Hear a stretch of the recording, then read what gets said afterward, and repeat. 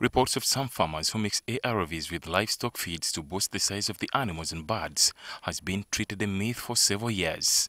However, officials of the National Drug Authority, an agency that monitors the use of human and animal drugs, told MPs that they got wind of the practice in 2013 but decided to stay silent about it in order not to damage the country's poultry, pork and beef export earnings. There were some concerns that if we blow it out of proportion, what would this mean for the economy in terms of if we are going to be exporting food as a country. So we are trying to find other means in which we manage that situation. The confession, however, angered some MPs. Did you think at any one point that this would come out? And did you think about the community, the citizens of this country? Because many of us consume these animals without knowing. So what is the implication? What is the effect of these drugs? It's like taking Panadol when you're not sick, taking it daily. It would have an impact on your liver. NDA warned that feeding animals on feeds mixed with ARVs may lead to development of resistant viral strains for people who consume the animal or chicken products once they get infected with HIV/AIDS.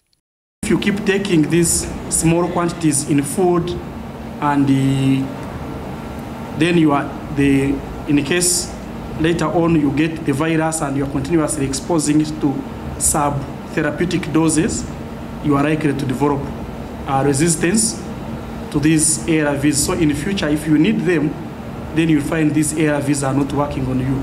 For some MPs, the failure by NDA and other agencies that monitor the use and distribution of critical drugs like ARVs might discourage agencies and countries that donate them to Uganda. They say if the donations stop, the life of people who are living with HIV will be in danger.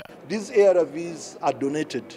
The donors giving us these ARVs, the moment they get to know that we are using them in poultry and piggery, they will stop donating ARVs to Uganda and continue with other countries.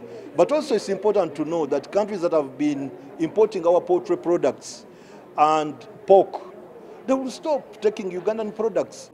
According to NDA, they have embarked on sensitization programs targeting both members of the public and farmers over the dangers of feeding animals on ARVs.